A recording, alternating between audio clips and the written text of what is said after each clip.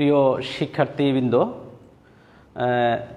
2020-21 শিক্ষাবর্ষের নবীন শিক্ষার্থীদের সবাইকে জানাই আমার পক্ষ থেকে আন্তরিক অভিনন্দন এবং শুভেচ্ছা। আজকের এই অনলাইন ক্লাসে কৃষি বিশ্ববিদ্যালয় কলেজের পক্ষ থেকে তোমাদের জানাচ্ছি স্বাগতম। আমার পরিচয়টা আমি প্রথমে দিয়ে নেই।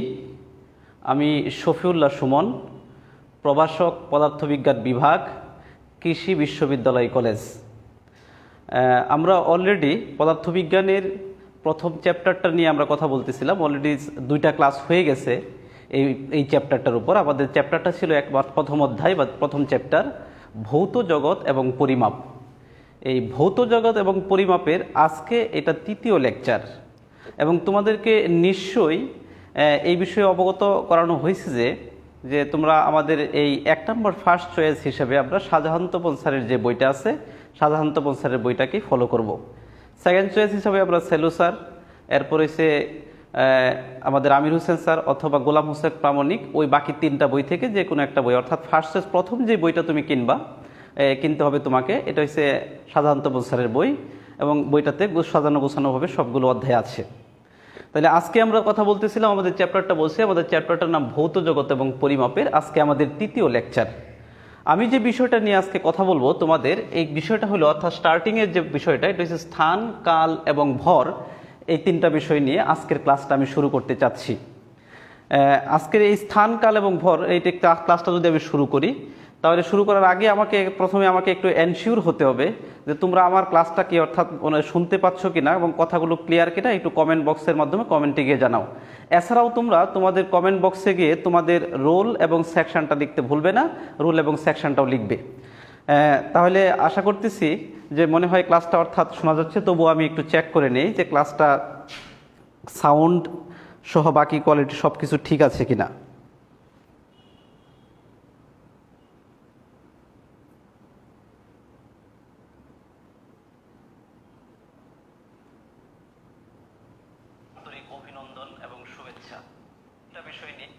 হ্যাঁ, আশা করতেছি আমাদের সব কিছুই ঠিক আছে।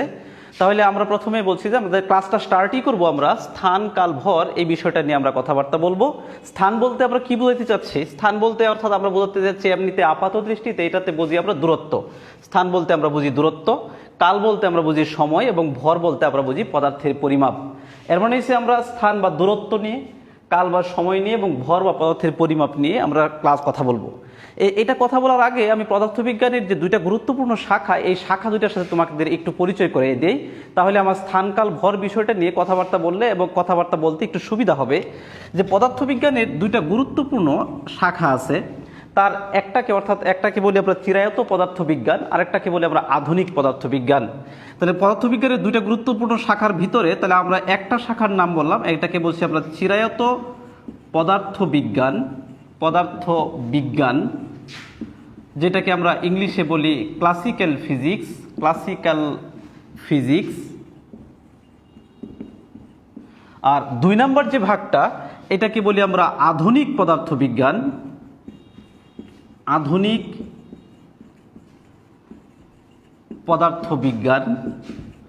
অথবা এটাকে আমরা বলি মডার্ন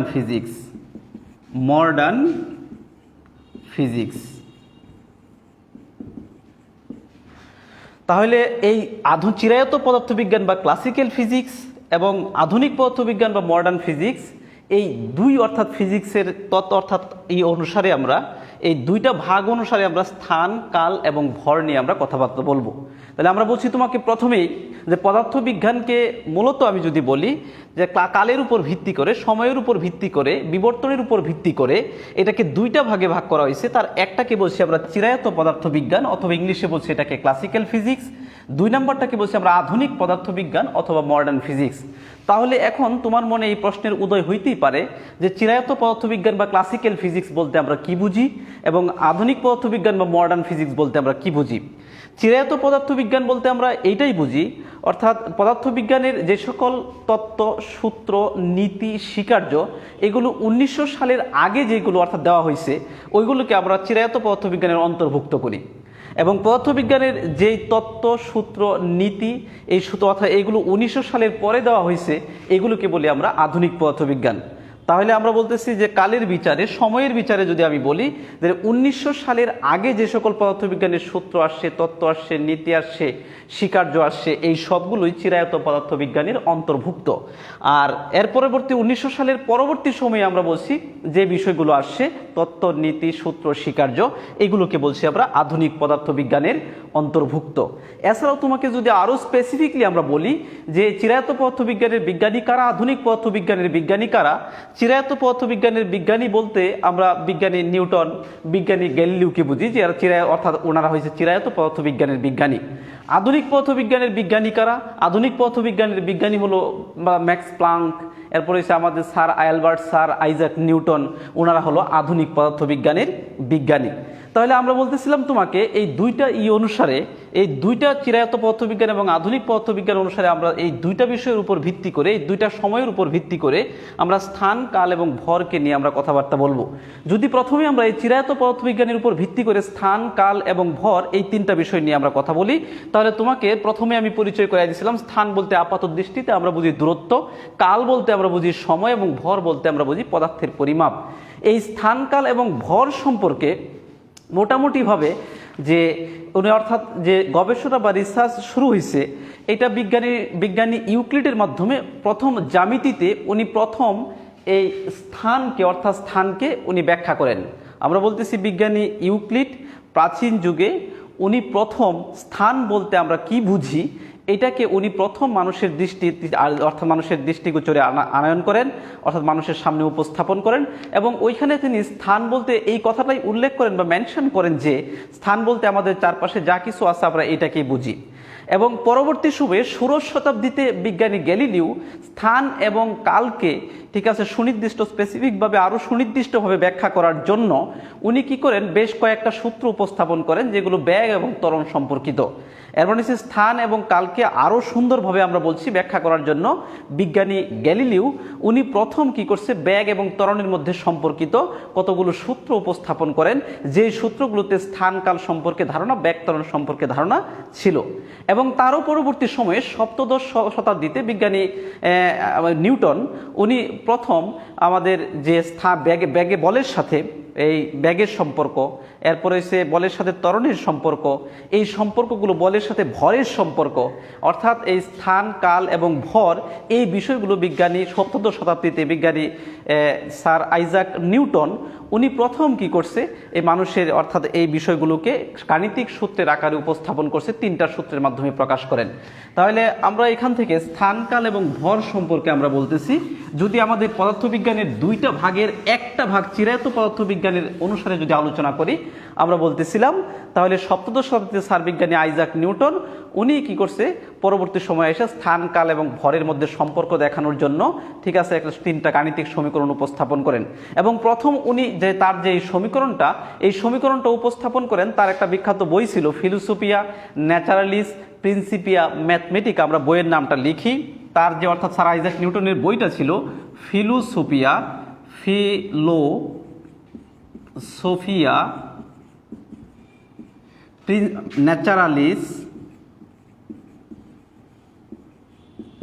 ন্যাচারালিস প্রিন্সিপিয়া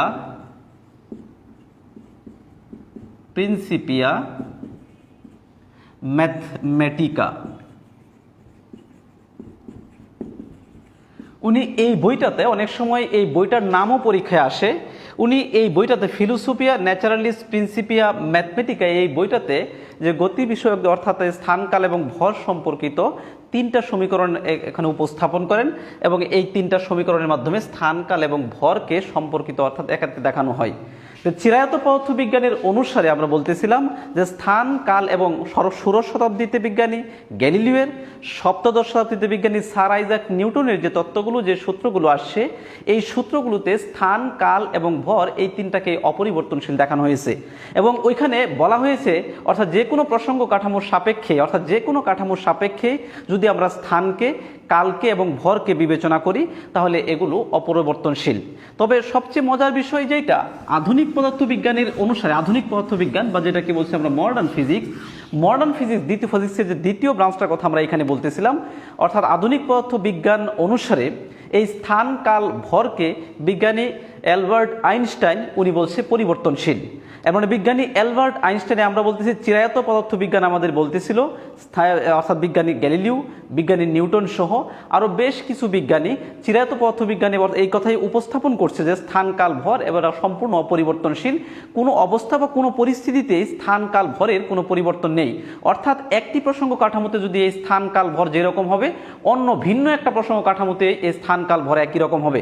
অর্থাৎ আমরা যদি নির্দিষ্ট কোনো কাঠামোতে, যদি স্থির কোনো কাঠামোতে বা স্থির কোনো জায়গায় বসে এই স্থান কাল এবং ভরকে আমরা পরিমাপ করি, অথবা এই স্থির কাঠামোর পরিবর্তে যদি আমরা গতিশীল কোনো জায়গায় বসেও, গতিশীল কোনো বিমান অথবা বাসে অথবা যে কোনো প্রসঙ্গ কাঠামোতে বসে যদি স্থান কাল ভরকে আমরা হিসেব করি, তাহলেও বলছি আমরা ওই জায়গায় স্থান কাল ভরের কোনো পরিবর্তন নেই। কিন্তু আধুনিক পদার্থবিজ্ঞানের মাধ্যমে এই স্থান কাল ভরের যে পরিবর্তন সম্পর্কিত একটা বৈপ্লবিক একটা ধারণা আসে, এবং এই ধারণার মাধ্যমে বিজ্ঞানী অ্যালবার্ট আইনস্টাইন 1905 সালের দিকে উনি প্রথম উপস্থাপন করেন যে এই স্থান কাল এবং ভর এগুলো পরিবর্তনশীল, এবং স্থান কাল ভরে পরিবর্তনশীলতার উপর ভিত্তি করে উনি যে কতগুলো স্থানের উপর অর্থাৎ দূরত্বের উপর এবং কালের উপর, সময়ের উপর এবং ভরের উপর, পদার্থের পরিমাণের উপর উনি এইটা প্রমাণ করতে সক্ষম হন যে কোনো একটা প্রসঙ্গ কাঠামোর সাথে স্থির প্রসঙ্গ কাঠামোর সাপেক্ষে যদি আমি এই দূরত্বকে পরিমাপ করি, এবং এই দূরত্বকে পরিমাপ করলে ফিতা দিয়ে যদি কোনো একটা, ধরো এই বস্তুটার দৈর্ঘ্য আমি পরিমাপ করি, দৈর্ঘ্যটা পরিমাপ করার পরেই ঠিক আছে, এখন যদি আলোর বেগের সমান গতিশীল কোনো একটা বস্তুতে লাইটের ভেলোসিটির কাছাকাছি কোনো বেগে গতিশীল ওই বস্তুটাকে, এইটাকে যদি, অর্থাৎ এটাকে প্রথমে আমি স্থির কাঠামোর সাপেক্ষে আমরা বলছি কোনো একটা মার্কারটাকে কোনো একটা স্থির কাঠামোর সাপেক্ষে প্রথমে আমরা এটা দৈর্ঘ্যটা পরিমাপ করলাম। এই মার্কারটাকে যদি আমি আলোর বেগের কাছাকাছি কোনো বেগে গতিশীল করি, গতিশীল করলে বিজ্ঞানী অ্যালবার্ট আইনস্টাইন তার সূত্রের মাধ্যমে এটা দেখাইতে সমর্থ হন যে এই বস্তুটার দৈর্ঘ্য হ্রাস পাবে, অর্থাৎ দৈর্ঘ্য কমবে, যেটাকে আমরা ইংলিশে বলি লেন্থ কন্ট্রাকশন। ঠিক আছে, লেন্থ কন্ট্রাকশন বলি। এর মানে হচ্ছে বিজ্ঞানী অ্যালবার্ট আইনস্টাইন দেখাইতে সমর্থ হন, অর্থাৎ আমাদের চিরায়ত পদার্থবিজ্ঞান বলতেছিল যে এই স্থানের কোনো পরিবর্তন নেই, দূরত্বের কোনো পরিবর্তন নেই, কিন্তু আধুনিক পদার্থবিজ্ঞানে আমরা বলছি অ্যালবার্ট আইনস্টাইনের মাধ্যমে এটা প্রমাণিত হয়েছে যে হ্যাঁ, স্থির কাঠামোতে কোনো একটা বস্তুর দূরত্ব যা, এটাকে যদি আলোর বেগের কাছাকাছি বেগে গতিশীল করি তাহলে ওই বস্তুর দূরত্ব হ্রাস পাবে, অর্থাৎ এটাকে বলি ইংলিশে লেন্থ কন্ট্রাকশন বা দৈর্ঘ্য সংকুচিত হবে।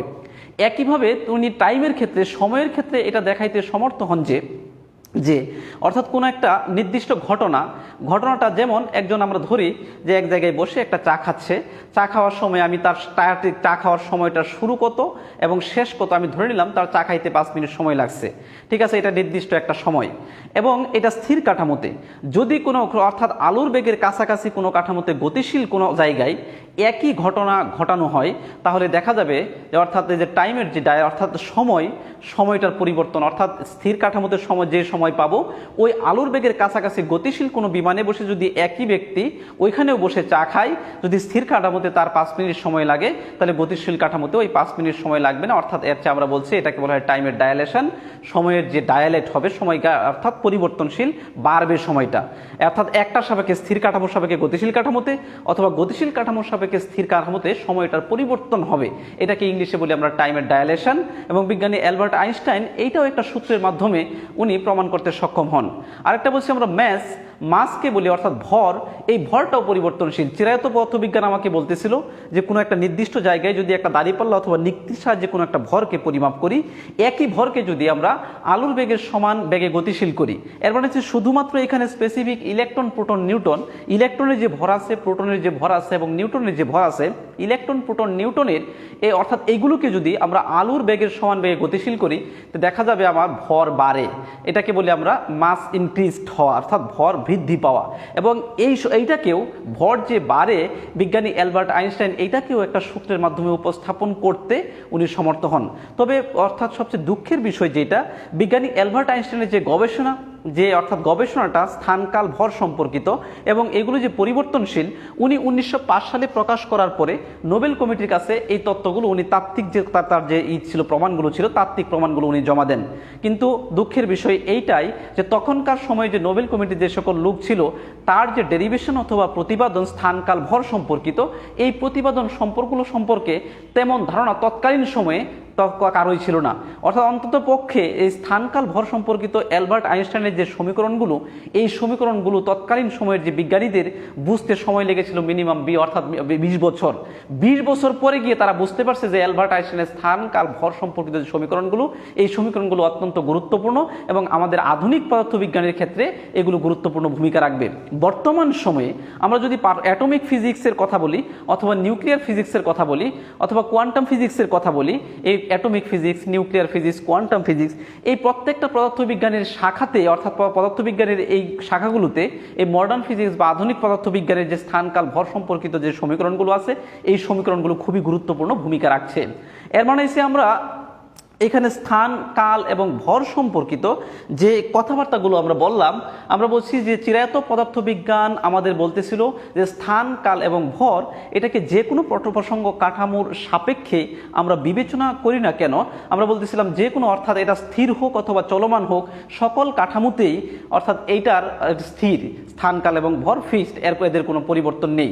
কিন্তু আমরা বলছি আধুনিক পদার্থবিজ্ঞানের ধারণা অনুসারে বিজ্ঞানী অ্যালবার্ট আইনস্টাইন আমাদেরকে এই ধারণার পরিবর্তন করতে বাধ্য করাইছে এবং উনি এইটাই উপস্থাপন করেছে যে স্থান, কাল এবং ভর এগুলো যদি বিভিন্ন প্রসঙ্গ কাঠামোর সাপেক্ষে পরিবর্তনশীল, তাহলে আমরা এই মোটামুটিভাবে দুইটা সিদ্ধান্তে অর্থাৎ তাহলে চিরায়ত পদার্থবিজ্ঞান বলতেছিল পরিবর্তনশীল নয়, আধুনিক পদার্থবিজ্ঞান আমাকে বলতেছিল এগুলো পরিবর্তনশীল। এই ছিল আমাদের স্থান, কাল এবং ভর সম্পর্কিত কথাবার্তা। এগুলো একদম সিম্পল টপিকস। আমরা বলছি এমনিতেও এগুলো পরীক্ষায় তেমন আসে না, পরীক্ষায় না আসলেও এখান থেকে ওই যে বলছি দুইটা গুরুত্বপূর্ণ এই একটা এই হইতে পারে যে বিজ্ঞানী স্যার আইজাক নিউটনের গ্রন্থটার নাম কি, আমরা বলছি ফিলোসফিয়া ন্যাচারালিস প্রিন্সিপিয়া ম্যাথমেটিকা। এছাড়াও হইতে পারে যে স্থান, কাল, ভর যে পরিবর্তনশীল, এটা বিজ্ঞানী অ্যালবার্ট আইনস্টাইন কত সালে প্রকাশ করছে, আমরা বলছি এগুলো প্রকাশ করছে 1905 সালে। এবং এইটাও এখান থেকে আরেকটা বিষয় পরীক্ষায় আসতে পারে যে স্থান, কাল এবং ভর সম্পর্কিত যে কথাবার্তাগুলো, স্থান, কাল এই ভর সম্পর্কিত কথাবার্তাগুলো বিজ্ঞানী অ্যালবার্ট আইনস্টাইনের উনি কোথায় ব্যাখ্যা করছে, এটাকে বলবো আমরা আপেক্ষিকতার তত্ত্বের, আপেক্ষিকতার যে তত্ত্ব আছে এই আপেক্ষিকতার তত্ত্বের মাধ্যমে উনি স্থান, কাল, ভর সম্পর্কিত এই অর্থাৎ যে বিষয়গুলো সুন্দরভাবে আমাদের কাছে উপস্থাপন করেন। এখন আমরা আরেকটা ভিন্ন বিষয় নিয়ে কথা বলবো, এটা একটা তাত্ত্বিক বিষয়, ঠিক আছে। স্থান, কাল এটা হচ্ছে পরিমাপের মূলনীতি, পরিমাপের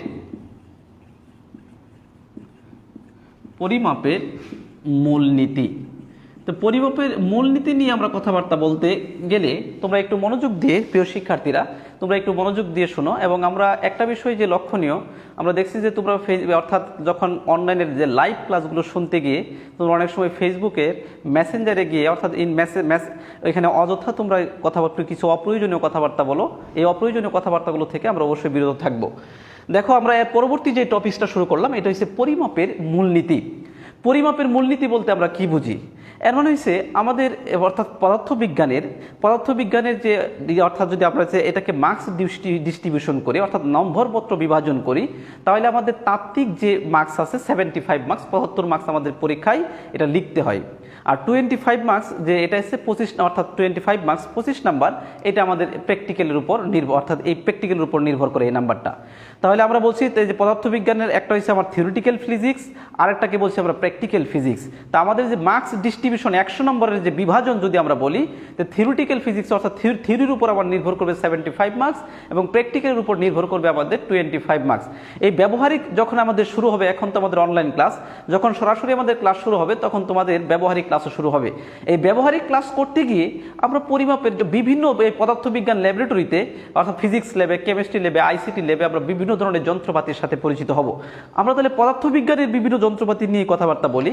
পদার্থবিজ্ঞানের যে সকল যন্ত্রপাতির সাথে আমরা পরিচিত হব, এই পরিচিতি অর্থাৎ এইগুলোতে মিটার স্কেল, এরপরে হচ্ছে এই ভার্নিয়ার স্কেল, এরপরে স্ক্রু গজ, এরপরে হচ্ছে স্লাইড ক্যালিপার্স, এরপরে হচ্ছে আমরা সাধারণ নিক্তির সাথে, এরপরে হচ্ছে স্প্রিং নিক্তির সাথে, এরপরে আমরা পরিচিত হব এই ডিজিটাল নিক্তির সাথে, এরপরে আমরা পরিচিত হব আমাদের সময় পরিমাপের জন্য অ্যানালগ ঘড়ির সাথে, ডিজিটাল ঘড়ির সাথে।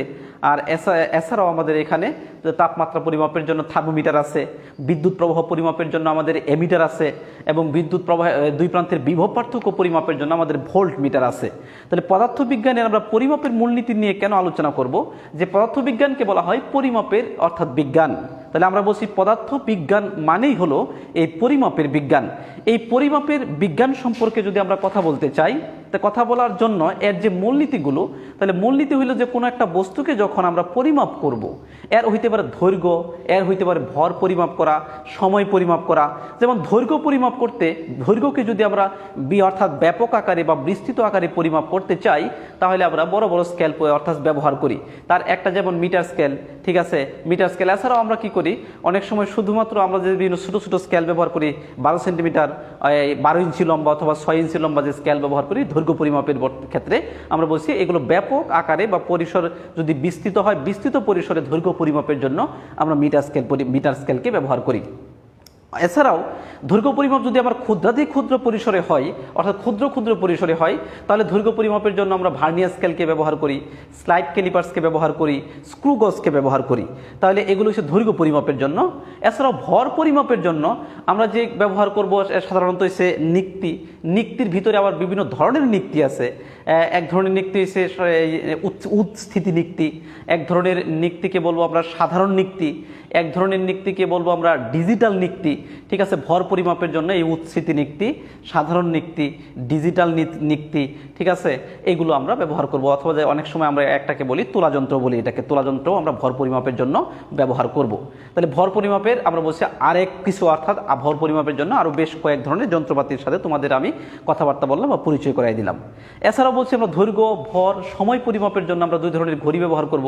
এক ধরনের ঘড়ি হয়েছে অ্যানালগ ঘড়ি, এক ধরনের ঘড়ি হয়েছে ডিজিটাল ঘড়ি। এগুলো আমরা সময় পরিমাপের জন্য আমরা ব্যবহার করব। তাহলে পরিমাপের এই মূলনীতিগুলা কি? মূলনীতি বলতে আমরা কি বুঝি? মূলনীতি বলতে আমরা এইটাই বুঝি যে যখন আমরা কোনো একটা বস্তুর দৈর্ঘ্য অথবা ভর অথবা সময়, কোনো একটা ঘটনা ঘটার যে সময় যখন আমরা পরিমাপ করব, পরিমাপের সময় আমাদের যে বিষয়গুলো লক্ষণীয়, এর মানে আমরা প্রথমে অর্থাৎ যে বিষয়গুলো আমরা লক্ষ্য করব, যে আমরা যেই বস্তুটাকে পরিমাপ করব, যেই যন্ত্রের অর্থাৎ যেই বস্তুটাকে পরিমাপ করতে চাই, তার দৈর্ঘ্য হোক, তার ভর হোক, অথবা কোনো ঘটনার সময় হোক, এর মানে তার জন্য প্রযোজ্য ক্ষেত্রে যন্ত্র কোনটা। এবং দৈর্ঘ্য পরিমাপের জন্য কোন যন্ত্র আমরা ব্যবহার করব এটাকে আমাকে চিনতে হবে। ভর পরিমাপের জন্য আমরা কোন যন্ত্র ব্যবহার করব এটাকে আমাকে আলাদাভাবে চিনতে হবে। সময় পরিমাপের জন্য আমরা কোন ধরনের যন্ত্র ব্যবহার করব এটাকেও আমাকে আলাদাভাবে চিনতে হবে, স্পেসিফিকলি চিনতে হবে। তাহলে মূলনীতির ভিতরে, পরিমাপের মূলনীতির ভিতরে তার একটা পয়েন্ট আমরা বলতেছি, তাহলে আমার যে প্রযোজ্য যন্ত্রটা অথবা আমার যে প্রয়োজনীয় যন্ত্রটা, এই যন্ত্রটা আমাকে প্রথমে চিনতে হবে, একটা পয়েন্ট তার। পরিমাপের মূলনীতির ভিতরে আরেকটা পয়েন্ট আছে, তাহলে বলি, তাহলে আরেকটা পয়েন্ট হলো এরকম, যে যন্ত্রটা আমরা ব্যবহার করব, যন্ত্রটা ব্যবহার কোনো একটা বস্তুর দৈর্ঘ্য আমি পরিমাপ করতে চাই, কিন্তু আমি এরকম একটা যন্ত্র ল্যাবরেটরি থেকে ব্যবহার করলাম যে যন্ত্রটা ত্রুটিযুক্ত, এর মানে ত্রুটি আছে, এর মানে নিশ্চয়ই আমি কোনো একটা বস্তুর দৈর্ঘ্যটাকে সঠিকভাবে তাহলে এই ত্রুটিযুক্ত যন্ত্রের মাধ্যমে পরিমাপ করতে পারবো না। তাহলে দ্বিতীয় ক্ষেত্রে আমাদের পরিমাপের বিষয়ে যে সতর্কতা অবলম্বন করতে হবে, যে যন্ত্রের মাধ্যমে আমরা কি করব, এই দৈর্ঘ্য, ভর অথবা সময় পরিমাপ করব, ওই যন্ত্র আমাদের ত্রুটি মুক্ত কিনা। এবারে তৃতীয় স্টেপে যদি আমরা বলি যে এই কোনো যন্ত্র যদি এরকম দৈর্ঘ্য, ভর, সময় পরিমাপ করতে গিয়ে কোনো যন্ত্র যদি এরকম ত্রুটিযুক্ত থাকে, তাহলে নিশ্চয়ই আমাকে কি করতে হবে, যে এই যন্ত্রগুলোকে ত্রুটি মুক্ত করার ব্যবস্থা গ্রহণ করতে হবে। ত্রুটি মুক্ত করার ব্যবস্থা গ্রহণ করে এরপরে আমাকে কি করতে হবে, এই প্রযোজ্য ক্ষেত্রে যে যন্ত্রগুলো আছে এই যন্ত্রগুলোকে ব্যবহার করতে হবে। এছাড়াও আমরা বলতেছি যে এই যন্ত্রগুলোর ব্যবহারের বিষয়ে আমাদেরকে আরও সতর্কতা অবলম্বন করতে হবে, এগুলো পরিমাপের মূলনীতির ভিতরে পড়ে। তাহলে আমি আবারও রিপিট করতেছি যে পরিমাপের মূলনীতি বলতে আমরা কি বুঝি। পরিমাপের মূলনীতি বলতে আমরা এইটাই, অর্থাৎ মূলনীতি বলতে এইটাকেই বুঝি, তার একটা অর্থাৎ 1 নম্বর পয়েন্ট দিয়ে যদি ব্যাখ্যা করি, তাহলে আমি যে বস্তুর দৈর্ঘ্য, ভর অথবা যে ঘটনার আমি সময় পরিমাপ করতে চাই, তাহলে আমাকে ওই বস্তুর জন্যে বা ওই প্রযোজ্য ক্ষেত্রে কোন যন্ত্রটা আমি ব্যবহার করব, যন্ত্রটা আমাকে চিনতে হবে ফার্স্ট। সেকেন্ড স্টেপ, যে যন্ত্রটা আমি ব্যবহার করব, এই যন্ত্রটা ব্যবহার করার অর্থাৎ এটা যন্ত্রটা কি ত্রুটিযুক্ত নাকি ত্রুটিমুক্ত, তাহলে সেকেন্ড স্টেপ এসে পরিমাপের মূলনীতির ভিতরে এটাও পড়ে যে এইটা আমি খেয়াল করব যে আমার এই যন্ত্রটা কি ত্রুটিযুক্ত নাকি ত্রুটিমুক্ত। এবং তৃতীয় স্টেপে বলছি আমরা আয়শা এটাও খেয়াল করব, যদি কোনো যন্ত্র ত্রুটিমুক্ত থাকে বা ত্রুটিযুক্ত থাকে, তাহলে ওই যন্ত্রটাকে ত্রুটিমুক্ত করার ব্যবস্থা করব। এবং 4 নম্বর স্টেপে এসে পরিমাপের মূলনীতির ক্ষেত্রে আমি আরেকটা কথা বলবো, যে যন্ত্রগুলো আমরা ব্যবহার করতেছি এই যন্ত্রগুলোর ব্যবহারিক যে কৌশল, এর মানে হচ্ছে কোন যন্ত্র আমরা তো নিশ্চয়ই, অর্থাৎ একদম যদি ব্যবহারিক, যদি কেউ প্রথমে ভার্নিয়ার ক্যালিপার্স ব্যবহার না করে, স্লাইড ক্যালিপার্স ব্যবহার না করে, স্ক্রুগজ ব্যবহার না করে, স্ফেরোমিটার ব্যবহার না করে, এবং কেউ যদি এরকম উৎস্থিতি নিক্তি ব্যবহার না করে অথবা তোলাযন্ত্র ব্যবহার ব্যবহার পূর্বে না করে থাকে তাহলে নিশ্চয়ই এই সম্পর্কে তার কোনো ধারণা নেই। এই জন্যে ওই সকল যন্ত্র ব্যবহার করে যখন আমি পরিমাপ করতে যাব, পরিমাপ করার পূর্বেই আমাকে ওই যন্ত্রের যে অর্থাৎ পরিমাপ সম্পর্কিত যে কলাকৌশলগুলো আছে, এই কলাকৌশলগুলো সম্পর্কে আমরা সম্যক অথবা ব্যাপক ধারণা আমাদেরকে অর্জন করতে হবে, অর্থাৎ এই ধারণা আমাদের থাকতে হবে। ধারণা থাকলে আমরা কি করতে পারবো, এগুলো যন্ত্রগুলোকে আমরা প্রয়োজনীয় ব্যবহার করতে পারবো। তাহলে পরিমাপের মূলনীতিতে আইসা আমি দ্বিতীয় স্টেপে আইসা এই সম্পর্কিত কথাবার্তা এইটুকুই ছিল। তাহলে আমরা কথাবার্তা বলতেছিলাম যে ফিজিক্সকে আমরা মূলত দুইটা ভাগে ভাগ করি। তার একটা যদি হয় তার ফিজিক্সকে থিওরিটিক্যাল ফিজিক্স, তাহলে আরেকটা হবে প্র্যাকটিক্যাল ফিজিক্স। আমরা বলতেছিলাম প্র্যাকটিক্যাল ফিজিক্সের জন্য আমাদের মূলত প্রয়োজন পরিমাপের মূলনীতির, এবং পরিমাপের মূলনীতি আমরা বলছিলাম যে প্র্যাকটিক্যাল ফিজিক্সে গিয়ে পরিমাপের মূলনীতির সম্পর্কে আমি অন্তপক্ষে 4টা স্টেপের কথা তোমাকে এখানে উল্লেখ করছি, যে পরিমাপ করার সময় আমাদের এই বিষয়গুলোকে অবশ্যই লক্ষ্য রাখতে হবে। এবং এই প্র্যাকটিক্যাল যখন অর্থাৎ আমাদের ফেস টু ফেস যখন ক্লাস শুরু হবে, তখন প্র্যাকটিক্যালি অনেক ইন্টারেস্টিং প্র্যাকটিক্যাল আমাদের ফিজিক্স ল্যাবে আছে। নিশ্চয়ই তোমরা যন্ত্রগুলো দেখবে, যন্ত্রগুলো সম্পর্কে সম্যক ধারণা অর্জন করবে, এবং ধারণা অর্জন করে আমাদের প্র্যাকটিক্যাল কার্যক্রমে অংশগ্রহণ করবে, এটাই আমরা আশা রাখছি। এরপরে আমরা তৃতীয় স্টেপে এখানে যে আমাদের এইটা একটা গুরুত্বপূর্ণ বিষয়, এই বিষয়ে আমরা কথাবার্তা বলবো। তৃতীয় স্টেপে এসে আমরা কথাবার্তা বলবো রাশি সম্পর্কে। এটা অর্থাৎ ক্লাস 9-10-এও ছিল যে রাশি বলতে আমরা কি বুঝি, রাশি কি। এরপরে রাশি বলতে আমরা এটাই বুঝি, এই ভৌত জগতে যা কিছু পরিমাপযোগ্য, এই ভৌত জগতে আমরা বলছি যা কিছু পরিমাপযোগ্য তাকে আমরা বলি রাশি। তাই পরিমাপযোগ্য কি কি বিষয় পরিমাপযোগ্য, তাহলে আমি রাশির সংজ্ঞাটা বলতেছি, ভৌত জগতে যা কিছু পরিমাপযোগ্য আমরা তাকেই বলবো রাশি পদার্থবিজ্ঞানের ভাষায়। এই রাশি বলতে কিরকম বুঝি, কি কি পরিমাপযোগ্য, যেমন দৈর্ঘ্য, এক হইছে ভর, এরপর হচ্ছে সময়, এরপর হচ্ছে তাপমাত্রা, এই সব কিছুই তো পরিমাপযোগ্য। এর মানে হচ্ছে ভৌত জগতে আমরা দৈর্ঘ্যকে পরিমাপ করতে পারি, ভরকে পরিমাপ করতে পারি, সময়কে পরিমাপ করতে পারি, তাপমাত্রাকে পরিমাপ করতে পারি। এর মানে হচ্ছে এগুলো পদার্থবিজ্ঞানের ভাষা, এগুলোকে বলবো আমরা রাশি। তাহলে এই রাশিগুলো এর মানে কি, তাহলে এখানে একটা প্রশ্নের উদয় হইতে পারে যে রাশি নয় এরকম জিনিসও কি আছে? ঠিক আছে, এরকম জিনিসের কি অস্তিত্ব আছে? হ্যাঁ আছে, অবশ্যই। অর্থাৎ রাশি না কিন্তু এরকম জিনিসের অস্তিত্ব আছে, যেমন মানুষের স্নেহ, মমতা, ভালোবাসা, আনন্দ, বেদনা, এগুলো হইছে আমাদের, এইগুলোকেও আমরা কি করতে পারি, মোটামুটিভাবে এগুলোকে অনুভব করতে পারি, অথবা এই বিষয়গুলো সম্পর্কে আমরা অনুধাবন, মানুষের স্নেহ, মমতা, ভালোবাসা সম্পর্কে অথবা আনন্দ বেদনা সম্পর্কে, যে কোনো একটা বিষয় নিয়ে তুমি অত্যন্ত আনন্দিত হলে, এখন আনন্দটা কতটুকু, অনেক সময় উচ্ছ্বসিত আমরা বলি অনেক বেশি আমরা খুশি হয়েছি বা অনেক বেশি আনন্দিত হয়েছি। এর মানে আমরা শুধুমাত্র এটা মেজার করতে পারি যে অনেক বেশি অথবা অনেক কম, অথবা কোনো একটা বিষয়ে তুমি অর্থাৎ দুঃখ পেয়েছো অথবা কষ্ট পেয়েছো, তাহলে তুমি এটা অর্থাৎ আমি ভাষায় প্রকাশ করতে পারবি যে না, এই বিষয়টা নিয়ে আমি অত্যন্ত বেশি কষ্ট পেয়েছি, অথবা আমি এই বিষয়টা নিয়ে তেমন কষ্ট পাইনি। আমরা বলছি তাহলে স্নেহ, মমতা, আনন্দ, বেদনা, ভালোবাসার মতো যে বিষয়গুলো, এই বিষয়গুলোকেও বলছি আমরা শুধু অনুধাবন করতে পারি, কিন্তু অনুধাবন করতে পারলেও এইগুলোকে আমরা কখনোই পরিমাপ করতে পারি না, কারণ এগুলো পরিমাপের জন্য এখনো কোনো যন্ত্র অথবা ডিভাইস আবিষ্কৃত হয় নাই। যেহেতু এগুলো আমরা পরিমাপ করতে পারি না বা এগুলো পরিমাপের জন্য কোনো যন্ত্র আমাদের নেই, তাহলে কিন্তু এগুলো অনুধাবনযোগ্য বিষয়, তাহলে এগুলোকে আমরা এই পদার্থবিজ্ঞানের ভৌত জগতের বা রাশির অন্তর্ভুক্ত না করে এগুলো হচ্ছে আমাদের মনোজগতের আলোচনার বিষয়। তাহলে আমি প্রথমে যে বিষয়টা আলোকপাত করলাম, আমি তোমাকে একটা সংজ্ঞা দিলাম রাশি কি। আমরা বলছি ভৌত জগতে যা কিছু পরিমাপযোগ্য তাকেই বলছি আমরা রাশি। রাশি বলতে আমরা কি কি বুঝি, যদি উদাহরণ হিসেবে বলছি যে দৈর্ঘ্য, ভর, সময়, তাপমাত্রা, এগুলোকে বলছি আমরা রাশি। এরপরে বলছি তাহলে কি রাশি না এরকম বিষয়ের কি পৃথিবীতে অস্তিত্ব আছে? আমরা বলছি হ্যাঁ, রাশি নয় এই ধরনের বিষয়ের অস্তিত্ব পৃথিবীতে আছে। যেমন আমরা বললাম মানুষের স্নেহ, মমতা, ভালোবাসা, আনন্দ, বেদনা, এই বিষয়গুলোর অস্তিত্ব পৃথিবীতে আছে। এইগুলোকে আমরা অনুভব করতে পারি, কিন্তু এইগুলোকে আমরা পরিমাপ করতে পারি না। এগুলো মানে রাশির এগুলো অন্তর্ভুক্ত নয়, এবং এগুলো আমাদের ভৌত জগতের আলোচনার বিষয় নয়। তাহলে তোমার মনে প্রশ্ন উদয় হইতে পারে, এটা তাহলে কোন জগতের আলোচনার বিষয়? তা এটা হচ্ছে আমাদের মনোজগতের আলোচনার বিষয়। এবং যেহেতু আমাদের এই পর্যন্ত অর্থাৎ বিষয়গুলোকে পরিমাপ করার জন্য কোনো যন্ত্র অথবা ডিভাইস আবিষ্কার হয় নাই, তাহলে এগুলোকে আমরা মনোজগতের ভিতরে সীমাবদ্ধ রাখবো। এখন এই রাশিকে দুইটা ভাগে ভাগ করা হয়, একটাকে বলা হয় মৌলিক রাশি, তার একটাকে বলা হয় মৌলিক রাশি।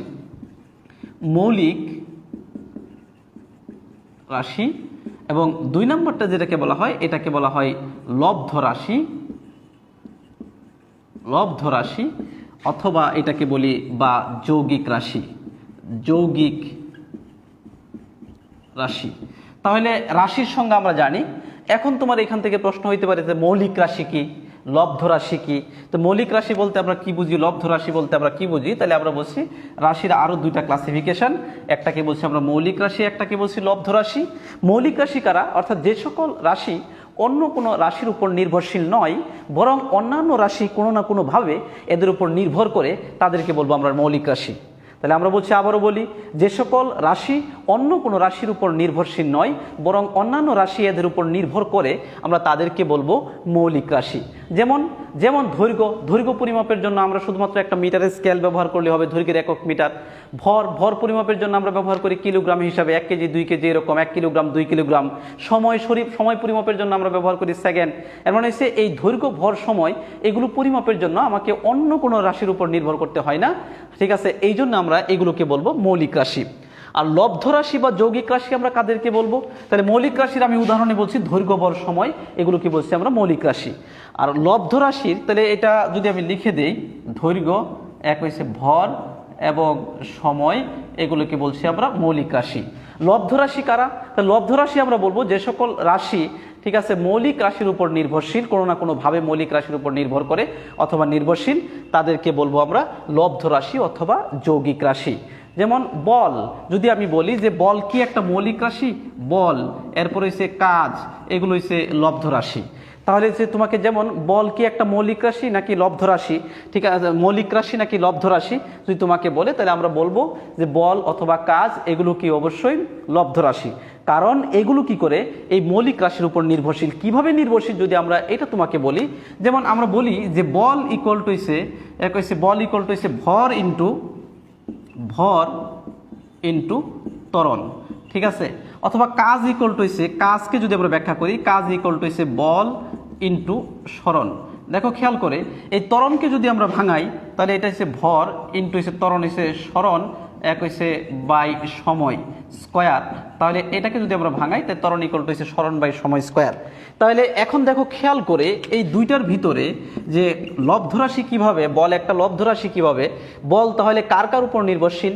ভরের উপর নির্ভরশীল। আমরা ভর বলছিলাম কি রাশি? মৌলিক রাশি। বল কার উপর নির্ভরশীল? সরণকে বলছি আমরা কীভাবে লিখি? দৈর্ঘ্য। এর মানে সরণটা পরিমাপ করি আমরা দৈর্ঘ্য হিসাবে, তো দৈর্ঘ্যের উপর নির্ভরশীল, মৌলিক রাশির উপর নির্ভরশীল। সময় একটা মৌলিক রাশি, তার উপর নির্ভরশীল। এর মানে হচ্ছে যদি আমি বলকে ব্যাখ্যা করতে চাই, তাহলে আমার ভর লাগবে, এরপর দৈর্ঘ্য লাগবে বা সরণ লাগবে, এর মানে সময় লাগবে। এর মানে হচ্ছে এই রাশিটা কার উপর? মৌলিক রাশির উপর নির্ভরশীল। সুতরাং এটা আমরা বলতে পারতেছি। তাহলে সুতরাং এই বল একটা অর্থাৎ লব্ধ রাশি এবং এটা মৌলিক রাশির উপর নির্ভরশীল। অনেক সময় পরীক্ষায় এখান থেকে একটা অনুধাবনমূলক প্রশ্ন আসে, তোমাকে অনুধাবনমূলক প্রশ্নে জিজ্ঞাসা করতে পারে, 2 নম্বরের একটা প্রশ্ন আসে পরীক্ষায়, যে বল একটি লব্ধ রাশি, ব্যাখ্যা করো। তাহলে এই ধরনের অনুধাবনমূলক প্রশ্নের আনসার দিতে গিয়ে প্রথমে আমার যে বিষয়টা খেয়াল রাখতে হবে, প্রথমে আমাকে কি করতে হবে? মৌলিক রাশি কি তোমাকে, অর্থাৎ এই লব্ধ রাশি কি, এটা তোমাকে ব্যাখ্যা করতে হবে। মানে বল একটি লব্ধ রাশি, ব্যাখ্যা করো। 2 মার্কস দিয়ে ধরো এই প্রশ্নটা পরীক্ষায় আসলো। পরীক্ষায় আসার পরে যে লব্ধ রাশি অথবা যৌগিক রাশি কি, আমার কাজ হয়েছে প্রথমে এটাকে আমি ব্যাখ্যা করব, যে সকল রাশি মৌলিক রাশির উপর নির্ভরশীল তাদেরকে বলবো আমরা লব্ধ রাশি অথবা যৌগিক রাশি। যেমন তারপরে এটাকে লিখবো এরকম, বল আমরা জানি, এইখানে লিখবো আমরা জানি বল ইকুয়াল টু হচ্ছে ভর ইন্টু ত্বরণ, ত্বরণকে ভাঙাইলে আমরা সরণ বাই সময় পাবো। এরপরে আমরা লিখবো আমরা, অর্থাৎ এইখান থেকে লক্ষণীয় বিষয় যেটা, যে বল বস্তুর ভর, দৈর্ঘ্য এবং সময়ের উপর নির্ভরশীল। যেহেতু বল বস্তুর ভর, দৈর্ঘ্য এবং সময়ের উপর নির্ভরশীল, এদেরকে বলি আমরা লব্ধ রাশি। তাহলে এখান থেকে একটা অনুধাবনমূলক প্রশ্ন পরীক্ষায় আসতে পারে। তাহলে আমরা মৌলিক রাশি সম্পর্কে কাকে বলে এটার সংজ্ঞা জানলাম, এবং কে মৌলিক রাশি তার উদাহরণও জানলাম। এখান থেকে লব্ধ রাশি অথবা যৌগিক রাশি কি অথবা কাকে বলে এটা আমরা জানলাম। বল এবং কাজ যে একটা লব্ধ রাশি, এটা আমরা জানলাম। জানার পরে তোমার এখান থেকে একটা অনুধাবনমূলক প্রশ্ন নিয়ে আমরা কথা বললাম, যে বল একটি লব্ধ রাশি, ব্যাখ্যা করো। এবং এটা কিভাবে ব্যাখ্যা করতে হবে এটার আনসারও দিলাম, যে প্রথমে এটার সংজ্ঞা দিতে হবে, সংজ্ঞা দেওয়ার পরে বলটাকে লিখতে হবে, বল ইকুয়াল টু ভর ইন্টু ত্বরণ, ভর ইকুয়াল টু সরণ বাই সময় স্কোয়ার। তারপর শেষে বলে দিতে হবে যে কোনো একটা বস্তুর উপর ক্রিয়ারত বল বস্তুর ভর, দৈর্ঘ্য এবং সময়ের উপর নির্ভরশীল, সুতরাং বল একটি লব্ধ রাশি। এই মৌলিক রাশি এবং লব্ধ রাশির এরপরে আমাদের এখানে আরো 2টা ছোট ছোট সংজ্ঞা পরীক্ষায় আসে, যে মৌলিক একক কি এবং লব্ধ একক কি। মৌলিক একক কি এবং লব্ধ একক কি? তাহলে মৌলিক একক বলতে আমরা কি বুঝি? মৌলিক একক আর হইল লব্ধ একক, অথবা এটাকে বলি আমরা যৌগিক একক, লব্ধ একক বা যৌগিক একক। তাহলে মৌলিক একক, তাহলে মৌলিক রাশির সঙ্গে আমরা শুনলাম যে মৌলিক রাশি কি, লব্ধ রাশির সঙ্গে আমরা শুনলাম যে লব্ধ রাশি কি। এখন আমরা আসি মৌলিক একক কি এবং লব্ধ একক কি। মৌলিক একক এর মানে হচ্ছে যে সকল একক মৌলিক রাশির উপর নির্ভরশীল তাদেরকেই বলবো আমরা মৌলিক একক। তাহলে আমরা বলতেছি যে সকল একক মৌলিক রাশির উপর নির্ভরশীল তাদেরকে বলবো আমরা মৌলিক একক। যেমন মৌলিক একক কি, দৈর্ঘ্য একটা মৌলিক একক, এটা মৌলিক রাশির উপর নির্ভরশীল।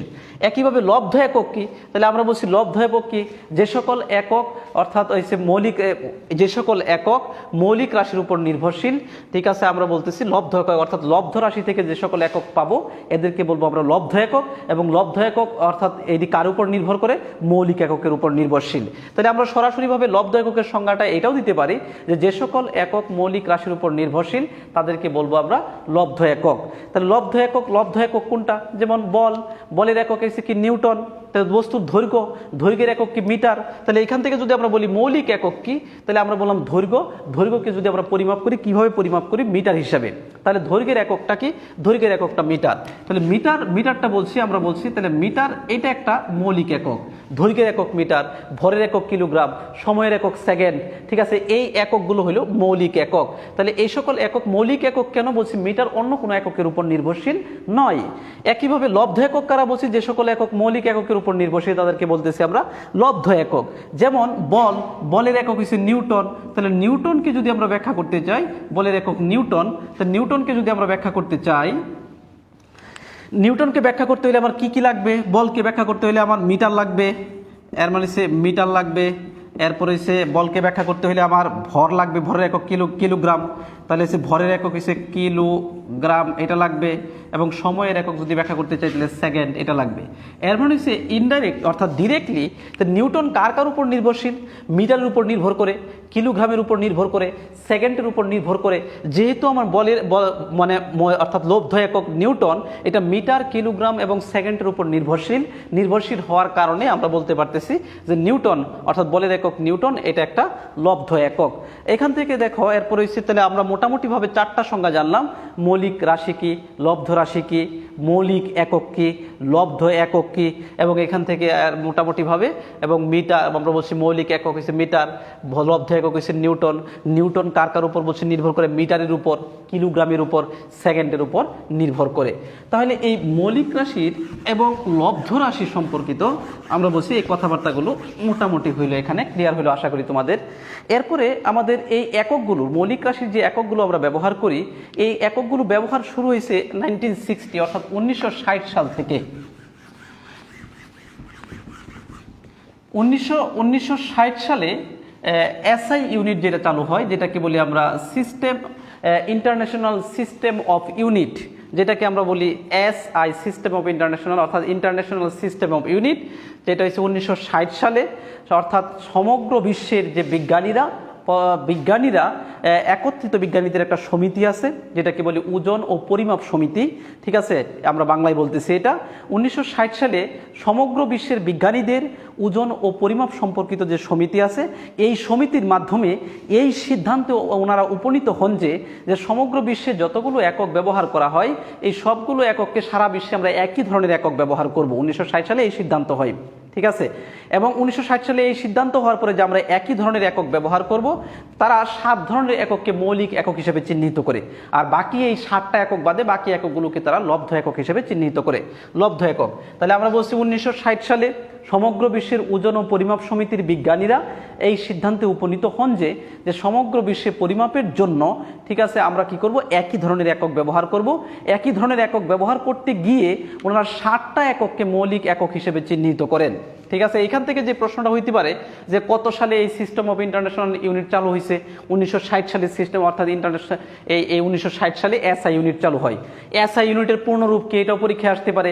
এসআই ইউনিটের পরিপূর্ণ যে রূপটা ইন্টারন্যাশনাল সিস্টেম অফ ইউনিট, ঠিক আছে, ইন্টারন্যাশনাল সিস্টেম অফ ইউনিট, অথবা সংক্ষেপে আমরা এটা বলি ইন্টারন্যাশনাল সিস্টেম, ঠিক আছে, ইন্টারন্যাশনাল সিস্টেম অথবা ইন্টারন্যাশনাল সিস্টেম অফ ইউনিট, ঠিক আছে, এইটা হচ্ছে আমার এসআই এর পূর্ণরূপ, ঠিক আছে। এই 7টা আমরা বলছি 1960 সালে 7টা মৌলিক একককে তার সারা সমগ্র বিশ্বেই ব্যবহার করার জন্য, একযুগে ব্যবহার করার জন্য একটা সিদ্ধান্ত, আমরা বলছি সমগ্র বিশ্বের বিজ্ঞানীরা একটা সিদ্ধান্তে উপনীত হন যে এই 7টা একক কি কি, মৌলিক রাশি, অর্থাৎ এই এককগুলো কি কি, রাশিগুলো, তার রাশি কি, রাশিগুলো আমরা জানবো এবং ওই রাশির এককগুলো আমরা জানবো যে 7টা কোন 7টা একককে মৌলিক একক হিসেবে চিহ্নিত করা হয়েছে। তাহলে তার একটা হচ্ছে দৈর্ঘ্য, দৈর্ঘ্যর একক হয়েছে আমরা বলছি এটাকে আমরা মিটার দিয়ে প্রকাশ করি, মিটার। 2 বলছি ভর, ভরের একককে আমরা প্রকাশ করি কিলোগ্রাম বা কেজি দিয়ে। 3 নাম্বার আমরা দৈর্ঘ্য, ভর, সময়, সময়কে আমরা প্রকাশ করি সেকেন্ডে। 4 নাম্বার যে এককটা সময়, তাপমাত্রা, তাপমাত্রাকে আমরা প্রকাশ করি কেলভিনে।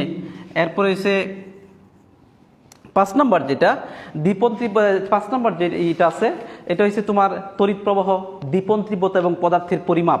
তারপরেরটা যেটা হচ্ছে এটা হচ্ছে তড়িৎ প্রবাহ, তড়িৎ এক হচ্ছে প্রবাহ, এটাকে আমরা প্রকাশ করি এম্পিয়ারে। এরপরে হচ্ছে 6 নাম্বার দীপন তীব্রতা, দীপন তীব্রতা, এটাকে আমরা প্রকাশ করি ক্যান্ডেলার মাধ্যমে। এবং 7 নাম্বার যেটা হচ্ছে পদার্থের পরিমাণ, পদার্থের এক হচ্ছে পরিমাণ, এটাকে আমরা প্রকাশ করি মোল এ। তো দেখো যে বিষয়গুলো খেয়াল করার যে বিষয়গুলো,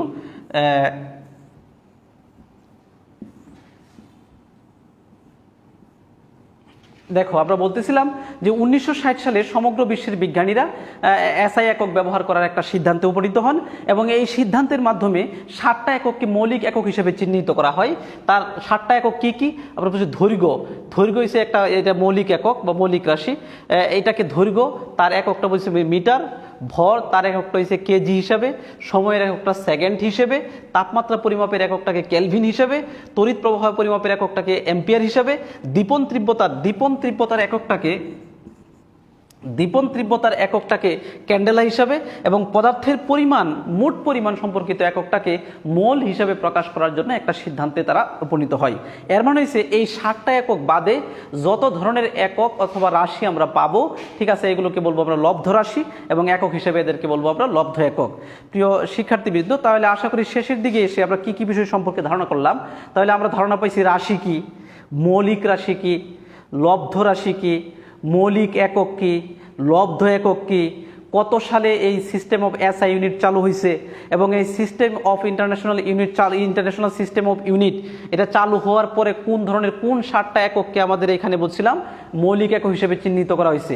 এই 7টা বাদে বাকি এককগুলোকে বলছি আমরা লব্ধ রাশি বা লব্ধ একক হিসেবে চিহ্নিত করা হয়েছে। তাহলে প্রিয় শিক্ষার্থীবৃন্দ, আজকে আমাদের ক্লাসটা এই পর্যন্ত এখানে আমি শেষ করতে চাচ্ছি। পরবর্তী কোনো সময় তোমাদের সাথে দেখা হবে অন্য একটা ক্লাসে, অন্য একটা সময়ে। সেই পর্যন্ত ভালো থাকো, সুস্থ থাকো, সেই শুভকামনায় আমি এখানে শেষ করছি। ধন্যবাদ সবাইকে।